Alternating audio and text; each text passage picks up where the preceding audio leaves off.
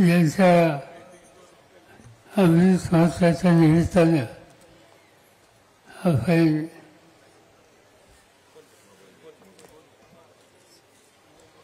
अतिशय अगत्यानं या ठिकाणी एकत्रित आहोत ते आपल्या सगळ्यांचे सहकारी सुदामा पैंगळे सविंगे यांचे विचार या ठिकाणी आपण ऐकले. ते खासदार सुप्रियाताई सुळे, आमदार संजयजी जगताप, सविराज वैदीजी जगताप, संभाजीराव झेंडे, जगन्नाथ शेवाळे, दशरथ माने, व्यासपीठाचे सगळे मान्यवर आणि उपस्थित सहकारी बंधू भगिनी. एका जीवाभावाचा कार्यकर्ता किंवा नेता त्याच्या सोहळ्याच्या निमित्तानं आज आपण या ठिकाणी एकत्रित.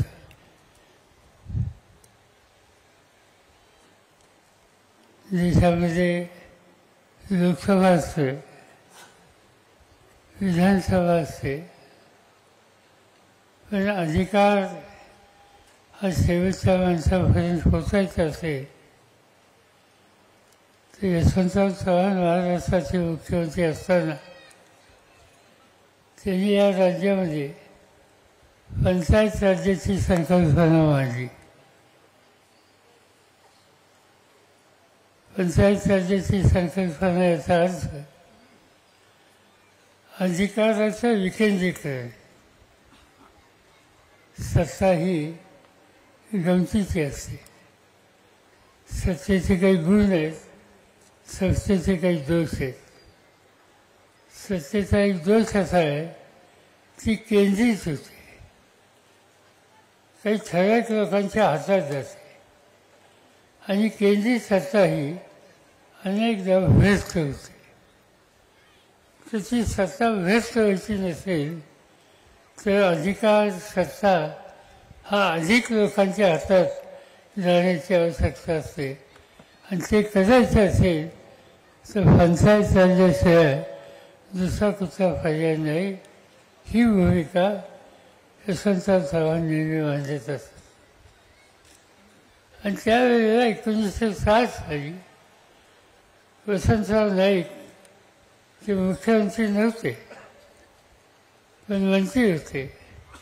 त्यांच्या अध्यक्षतेखाली एक कमिटी नेमली आणि सत्ता अधिक लोकांच्या हातात कशी जाईल, अधिक खेड्यापाड्याचं नेतृत्व कसं तयार होईल याचा विचार करून अहवाल सादर करण्याची जबाबदारी वसंतराव नाईकांच्यावर होती. आणि त्यांचा जो अहवाल आला त्याला पंचायत राज्याचा अहवाल म्हणतात. आणि त्यापासून 1962 साली महाराष्ट्रामध्ये जिल्हा परिषदा आल्या. या जिल्हा परिषदेमध्ये लोकांचं काम करून घेण्याच्यासाठी सहज अधिकार हवा आहे, पण त्याबरोबर नव्या पिढीतनं नेतृत्व तयार व्हायला आज आवश्यकता आहे हा दृष्टिकोनसुद्धा होता. आणि ही जिल्हा परिषद झाली आणि सवन महाराष्ट्रामध्ये खेड्यापाड्यातनं नेतृत्वाची एक पिढी तयार झाली. अनेक लोक होते त्याच्यामध्ये. मला आठवत आहे की तुमच्याकडं शंकरराव विसर होते पहिले अध्यक्ष आणि त्यांच्यानंतर अनेक अध्यक्ष झाले.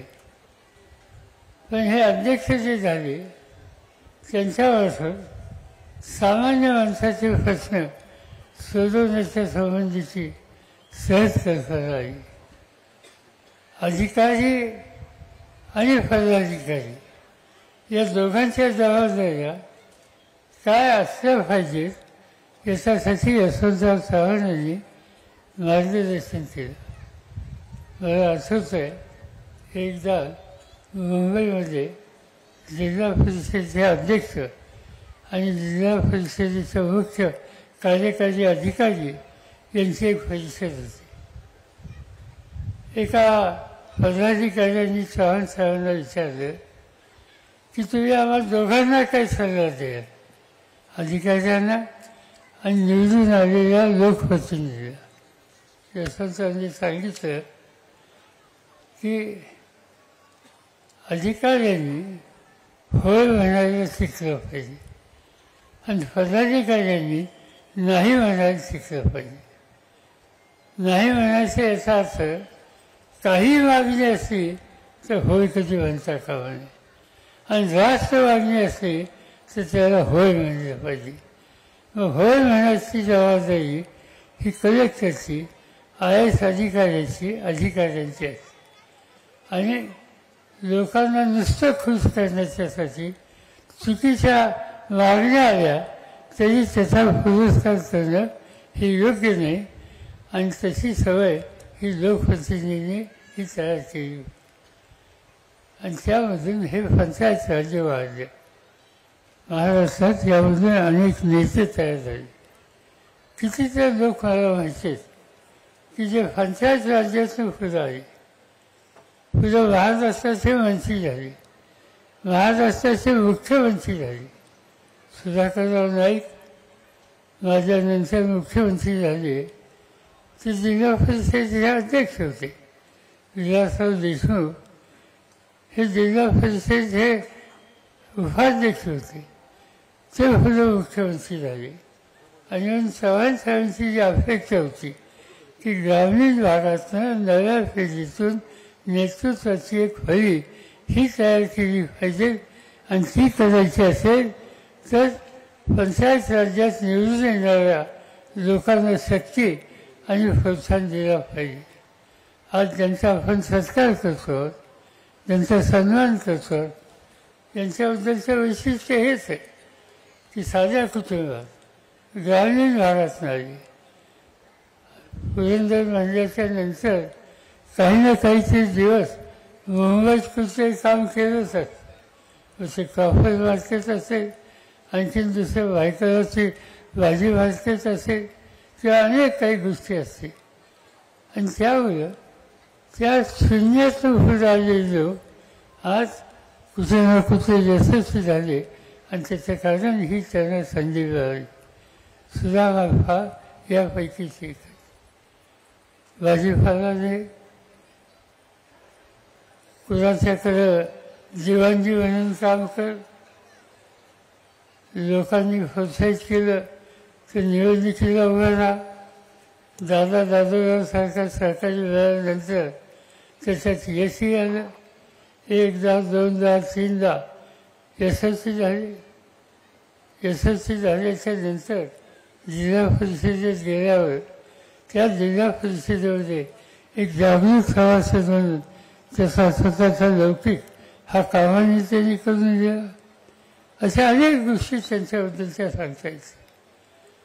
आणि ही तिथं सुरुवात झालेली हे व्यक्तिमत्व आज इथपर्यंत येऊन पोचलं की त्यांच्या अमृत महोत्सवाला आपण या ठिकाणी मोठ्या संख्येनं आज उपस्थित आहोत. या तालुक्यामध्ये अडचणी होत्या, अजूनही आहेत. पाण्याचा प्रश्न आहे, अन्य प्रश्न आहेत. पण लोक कष्टाळू आहेत, लोक मेहनत करतात. या संकटावर सुद्धा मात करण्याची एक जबरदस्त इच्छा आहे आणि त्यामुळे या संकटावर सुद्धा मात करून अनेक लोक पुढे गेले. माझ्यावर अनेकांनी काम केलं.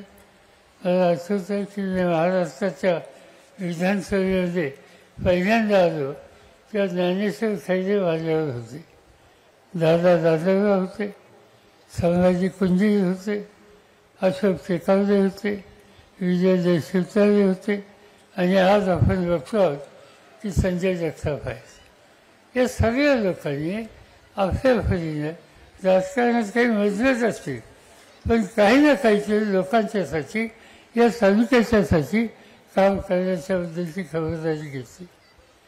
आणि या जिल्ह्याचं आणि तालुक्याचं एक आणखीन वैशिष्ट्य आहे की दादा दादररावांचा अपवादच होता आणि सुतारांचा मंत्रिमंडळात फारशी संधी नाही मिळाली. पण पुणे जिल्हा परिषदेमध्ये जिल्हा परिषदेचं नेतृत्व करायला ज्या तालुक्यात अधिक संधी मिळाली त्याच्यामध्ये पुरंदरचा उल्लेख करावा लागेल. मग ते शंकरराव विशाल असतील, विजय कोलते असतील किंवा जालंधर कामते असतील, अनेकांची नावं या ठिकाणी घेतात. हा सदानंद झेंडे ते त्याचे अध्यक्ष होते आणि चांगले अध्यक्ष होते.